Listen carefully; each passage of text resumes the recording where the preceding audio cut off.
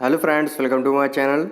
स्वागत है आपका मेरे चैनल पे। मैं हरवी पटेल बात करूंगा आपसे इस वीडियो में स्किनर, पावलोव, कोहलर और थांडाइक पर आधारित बहुत ही महत्वपूर्ण प्रश्नों के बारे में।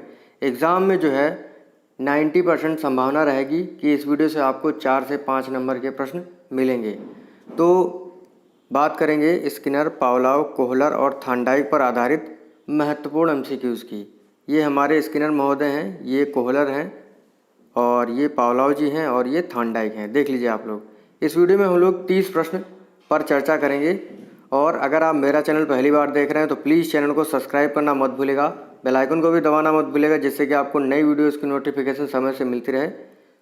इससे पहले भी मैं एक वीडियो बना चुका हूँ शिक्षा मनोवैज्ञानिकों पर आधारित प्रश्नों का। तो अगर आपने उस वीडियो को नहीं देखा है तो आप देख सकते हैं, डिस्क्रिप्शन में आपको प्लेलिस्ट का लिंक दे दिया जाएगा।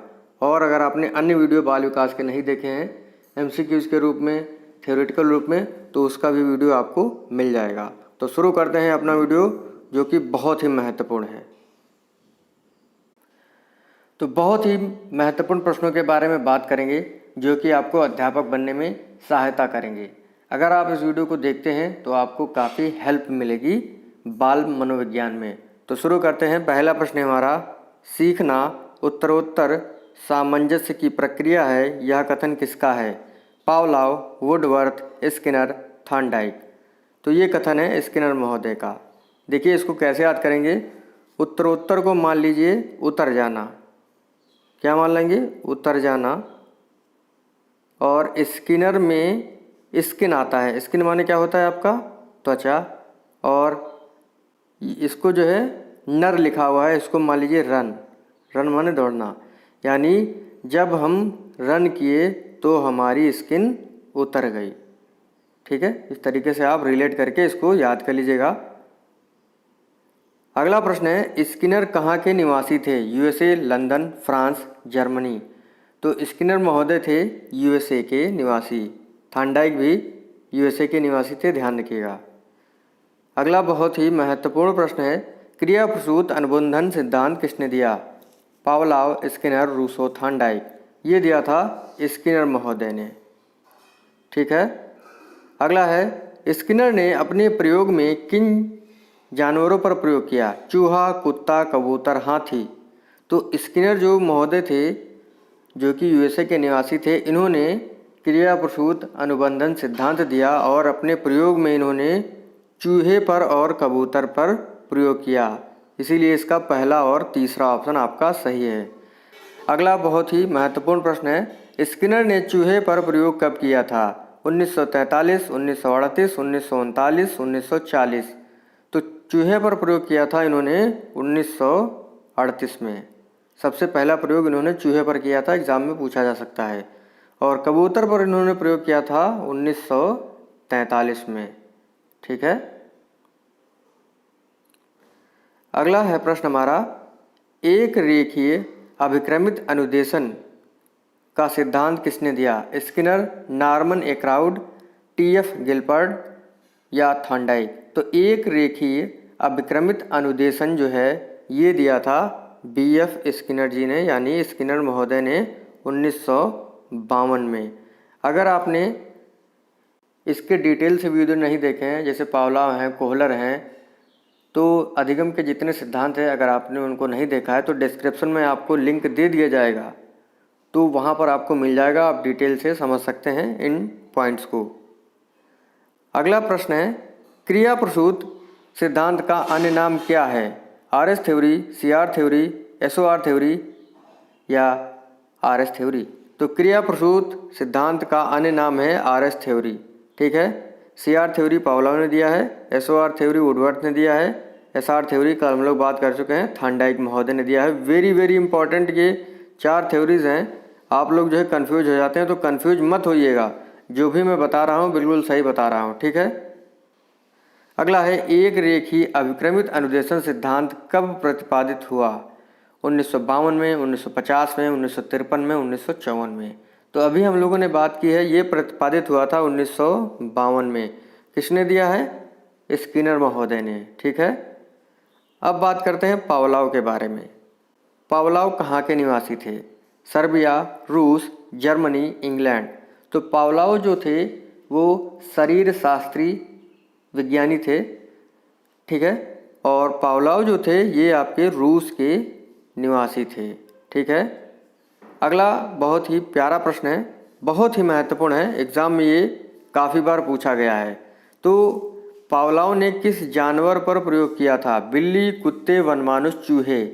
तो पावलोव ने प्रयोग किया था कुत्ते पर। किस पर प्रयोग किया था? कुत्ते पर, ठीक है। बी ऑप्शन आपका सही है।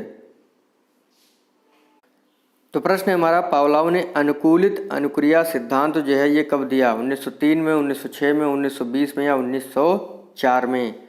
तो ये दिया था इन्होंने 1904 में, ठीक है। 1904 में जो है पावलोव ने अनुकूलित अनुक्रिया सिद्धांत दिया था। पावलोव कहाँ के निवासी थे? ये थे रूस के निवासी, ठीक है।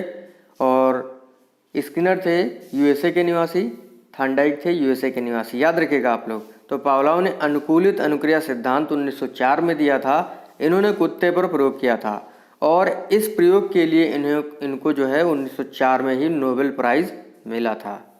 अगला प्रश्न है, वेरी वेरी इंपॉर्टेंट प्रश्न है, पावलोव ने अपने प्रयोग में अस्वाभाविक उद्दीपक के रूप में किसे प्रयोग किया?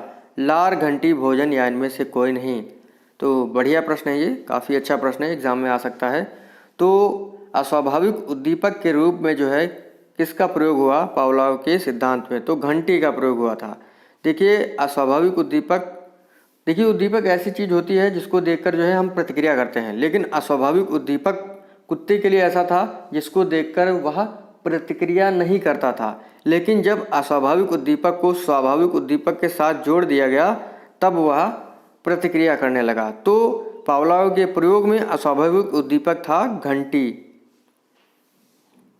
अगला है, अनुकूलित अनुक्रिया का उपनाम नहीं है? शास्त्रीय अनुबंधन सिद्धांत, शरीर शास्त्रीय सिद्धांत और सीआर थ्योरी, पूर्ण कारक सिद्धांत या प्राचीन अनुबंधन सिद्धांत? तो अनुकूलित अनुक्रिया जो सिद्धांत है उसका उपनाम कौन सा नहीं है? तो पूर्ण कारक जो सिद्धांत है वो अनुकूलित अनुक्रिया सिद्धांत का नाम नहीं है, इसीलिए आपका जो ऑप्शन सी है ये सही होगा, ठीक है। ये जो है ये अंतर्दृष्टि का जो सिद्धांत है उसका जो है ये उपनाम है। बाकी जो सिद्धांत है शास्त्रीय अनुबंधन सिद्धांत, शरीर शास्त्रीय सिद्धांत, सीआर थ्योरी, प्राचीन अनुबंधन सिद्धांत, ये इसके उपनाम है जो कि वेरी वेरी इंपॉर्टेंट है, एग्जाम में ये पूछे गए हैं। प्राचीन अनुबंधन सिद्धांत जो है पिछली बार यूपी टेट में पूछा गया था। अगला है, कुत्ते के मुंह में लार का आना कैसी क्रिया है? स्वाभाविक क्रिया या अस्वाभाविक क्रिया या अस्वाभाविक उद्दीपक या स्वाभाविक उद्दीपक? तो मैंने आपको बताया है उद्दीपक क्या होता है जिसको देखकर हम क्रिया करते हैं। तो कुत्ते के मुंह में लार का आना कैसी क्रिया है? ये है स्वाभाविक क्रिया। जैसे हमारे सामने अगर मिठाई आ जाती है या कुछ भी खाने की चीज़ आ जाती है जो कि बहुत ही अच्छी होती है तो हमारे मुंह में स्वाभाविक रूप से लार आने लगती है। तो कुत्ते के मुंह में लार का आना स्वाभाविक क्रिया है। अगला है, अनुबंधन का पिता किसे कहते हैं? Pavlov, Skinner, Thorndike, Rousseau? तो अनुबंधन का पिता कहते हैं पावलोव महोदय को, क्योंकि इन्होंने देखिए अस्वाभाविक उद्दीपक और स्वाभाविक उद्दीपक के बीच में अनुबंध स्थापित कर दिया, ठीक है, ध्यान रखिएगा।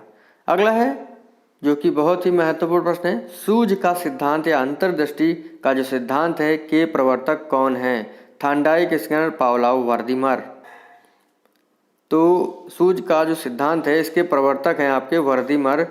इन्होंने ये सिद्धांत जो है 1911 में दिया था।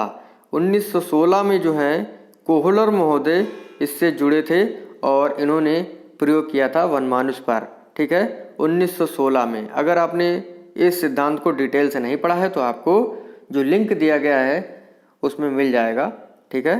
तो प्रश्न है हमारा अगला, गेस्टाल्ट ऑफ थ्योरी किसकी पुस्तक है? Wertheimer, Koffka, Kohler, Thorndike? Very very important प्रश्न है ये। तो ये जो बुक है ये कोफका महोदय की है। 1920 में ये पुस्तक प्रकाशित की गई जिसमें जो है सूझ का सिद्धांत प्रकाशित किया गया था, जिसकी वजह से ये प्रसिद्ध हुआ। तो 1920 में थ्योरी ऑफ गेस्टाल्ट पुस्तक लिखी कोफा ने, यानी प्रकाशित की। अगला है, अंतर्दृष्टि सिद्धांत में कोहलर ने किस जानवर पर प्रयोग किया था? वेरी वेरी इंपॉर्टेंट प्रश्न है। तो इन्होंने प्रयोग किया था वनमानुष पर। किस पर प्रयोग किया था? वनमानुष पर, जो कि इन्होंने प्रयोग 4 चरणों में किया था। मैंने बात की है पहले ही की है, आप देख सकते हैं। अगला है कोहलर कहाँ के निवासी थे? रूस, फ्रांस, जर्मनी, लंदन। तो कोहलर जो थे वो थे जर्मनी के निवासी। कहाँ के थे? जर्मनी के। रूस के थे आपके पावलाव, ठीक है। तो एक बात देख लेते हैं। देखिए, जो थांडाइक थे वो यूएसए के थे, स्किनर जो थे वो भी यूएसए के थे, रूस के पावलाव महोदय थे, स्किनर थे आपके कहाँ के? अभी मैंने बताया यूएसए के। और आपके कोहलर कहाँ थे? कोहलर कहाँ के थे? जर्मनी के, याद रखिएगा आप लोग। अगला है गेस्टाल्ट शब्द किस भाषा का है? लैटिन, जर्मनी, यूनानी या इनमें से कोई नहीं? तो गेस्टाल्ट जो शब्द है आपका वो है जर्मनी भाषा का, यानी जर्मन लैंग्वेज का जो है ये गेस्टाल्ट शब्द है। गेस्टाल्ट का होता है पूर्ण कारक, यानी संपूर्ण, पूरा। अगला है वनमानुष का क्या नाम था? राजा, छबीला, सुल्तान, बेटा। तो वनमानुष जो था उसका नाम था सुल्तान, सुल्तान नाम था। देखिए, इसको कैसे याद करते हैं कि मतलब मनोवैज्ञानिकों ने किन जानवरों पर प्रयोग किया। तो एक ट्रिक होती है, जैसे थांडाइक की बिल्ली स्किनर के चूहे पर कूदी, जिससे पावलाव का कुत्ता और कोहलर का वनमानुष भाग गया। इस तरीके से आप एक दो बार ये लाइन दोहराएंगे तो आपको याद हो जाएगा। कैसे? थांडाइक की बिल्ली स्किनर के चूहे पर कूदी, जिससे पावलाव का कुत्ता और कोहलर का वनमानुष भाग गया। अगला, सूझ के सिद्धांत का उपनाम नहीं है? सीआर थ्योरी, समग्रवाद का सिद्धांत, तत्कालिक ज्ञान का सिद्धांत, गेस्टाल्ट सिद्धांत। तो इसका जो उपनाम नहीं है वो है सीआर थ्योरी। सीआर थ्योरी जो है वो पावलाव के सिद्धांत की है, ठीक है। तो सीआर थ्योरी इसका उपनाम नहीं है, इसीलिए इसका ऑप्शन जो है आपका बी सही होगा। अगला है साखीय अभिक्रमित अनुदेशन किसने दिया? Skinner, Norman crowd, Thomas F Gilbert या जिसबर्ट ने? तो साखी अभिक्रमित अनुदेशन जो था ये दिया था नॉर्मन ए क्राउड ने। इन्होंने दिया था 1960 में। अगला भी इसी पर आधारित प्रश्न है। मैथेटिक या अवरोधी अभिक्रमित अनुदेशन किसने दिया? थांडाइक, पावलाव, स्किनर या गिलबर्ट? तो ये दिया था थॉमस एफ गिलबर्ट ने 1962 में दिया था। अगला प्रश्न है, एजुकेशन साइकोलॉजी पुस्तक किसकी है? तो एजुकेशन साइकोलॉजी जो पुस्तक है ये है आपकी थांडाइक महोदय की, ठीक है। अगला प्रश्न है, बुद्धि का बहुकारक सिद्धांत किसने दिया था? स्किनर, थांडाइक, पावलाव या वर्दीमर? तो बुद्धि का बहुकारक जो सिद्धांत था ये दिया था थांडाइक महोदय ने, और इन्होंने बुद्धि के बहुकारक जो सिद्धांत था उसकी तुलना की थी बालू के टीले से। अगला है, सत्य तथा तथ्यों के दृष्टिकोण से उत्तम प्रतिक्रियाओं की शक्ति बुद्धि है। सत्य तथा तथ्यों के दृष्टिकोण से उत्तम प्रतिक्रियाओं की शक्ति आपकी बुद्धि है। ये कथन किसका है? गेट्सवान, ग्राहम बेल, थांडाइक या कोफा?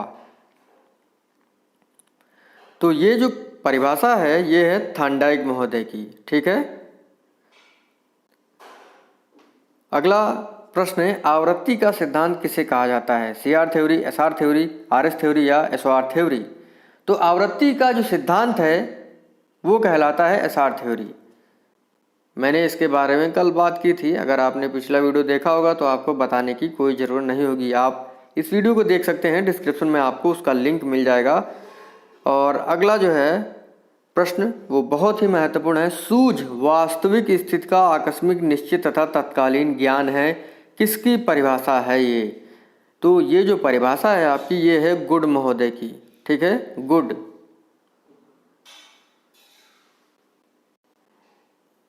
देखिए, इसको मैं बता देता हूँ कैसे याद करेंगे।